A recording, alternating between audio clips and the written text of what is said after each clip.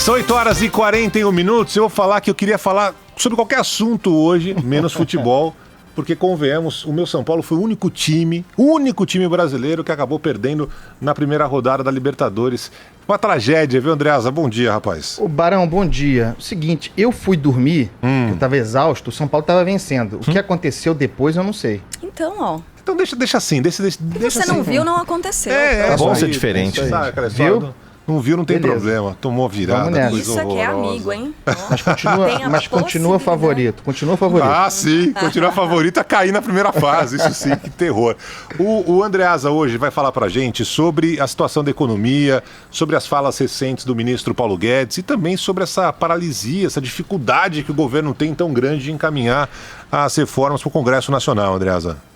Barão, pessoal, Felipe Bueno, Salve. PIB miserável, culpa sua, Carla Bigato. Eu sei, eu torço contra. Você é jornalista, Carla Bigato? Eu sou extrema imprensa. Você é da extrema imprensa, não é? Sou nada, Você está muito nervosa, Carla Bigato. Se você se acalmar, o dólar talvez se acalme. Esse disparate, este é o grau de desespero do governo Bolsonaro em matéria econômica. Especialmente do ministro da Economia, Paulo Guedes.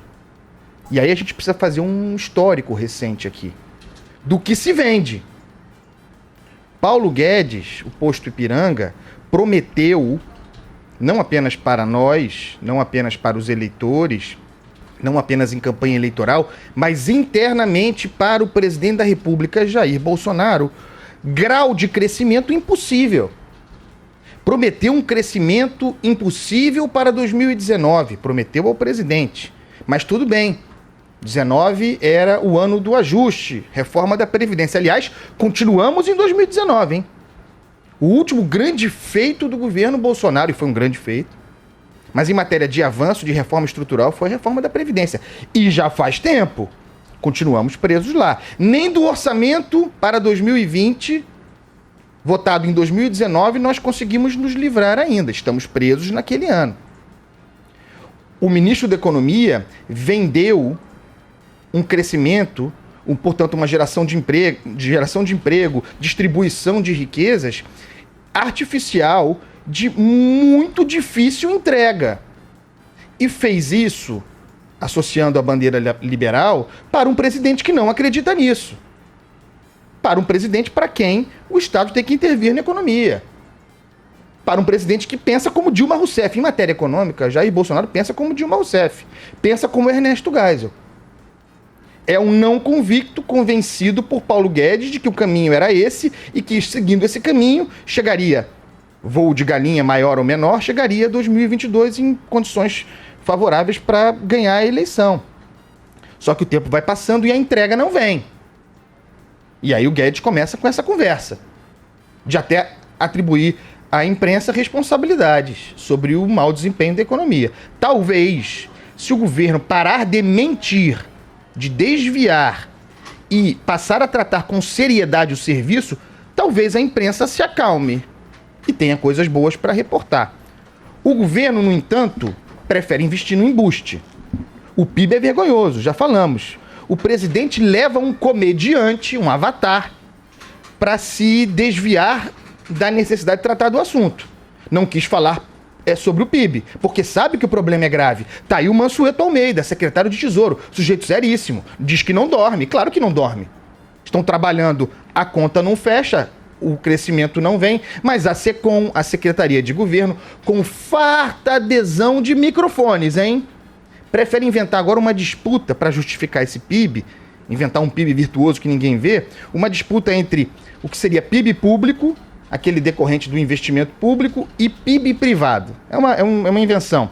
O PIB privado, aquele derivado do investimento da iniciativa privada. Isso para fantasiar os péssimos números do PIB, o péssimo número do PIB. Porque aí, nessa conta, seria mais ou menos o seguinte: o Estado, num movimento de desinvestimento, de reclusão fiscal, não investe, para de investir, portanto o PIB não cresce mais. Por outro lado, o setor privado está investindo como nunca e o crescimento do PIB privado foi muito grande, e isso é uma projeção de crescimento sustentável. É uma impostura, é uma invenção narrativa, uma espécie de Ministério da Verdade em que consiste a SECOM do governo Bolsonaro. Mas eu pergunto, investimento privado?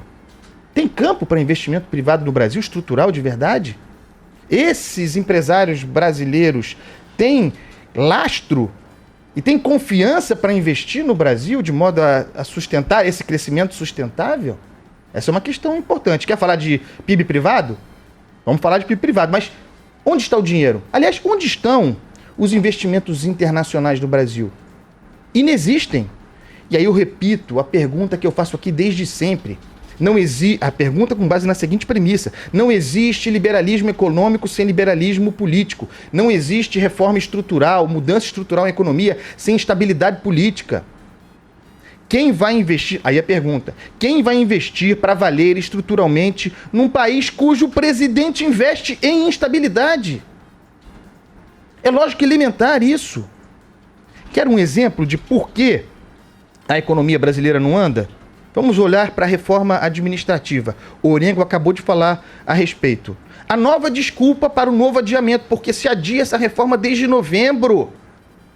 Toda semana uma desculpa para se adiar. A nova desculpa é que essa semana, essa que se acaba hoje, em termos de dia útil, essa semana foi contaminada pelos conflitos com o Congresso. Ah, é?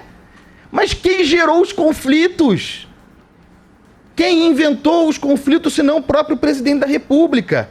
Quer dizer, o presidente fabrica a crise, com a colaboração ilustre de general Heleno, mente, diz que não fez acordo, desqualifica o Congresso e justifica essa crise, usa essa crise como justificativa para não mandar a reforma administrativa. É aquela lógica do governo que é situação e oposição ao mesmo tempo. Quem vai investir num chão de instabilidade como esse? Quem planta num terreno como esse? E agora, a tropa bolsonarista, a partir do Planalto, está culpando o Congresso Federal pelo não andamento de uma reforma administrativa que, eu repito, pessoal, atenção, o governo não mandou para o Congresso. Como é que o Congresso pode ser responsável pelo não andamento de uma reforma que o governo não mandou? Mas essas narrativas vão sendo vendidas e vão sendo influentes. A tributária, por exemplo, da parte do governo, até hoje nós não sabemos qual é a ideia. Qual é a proposta do governo para a reforma tributária?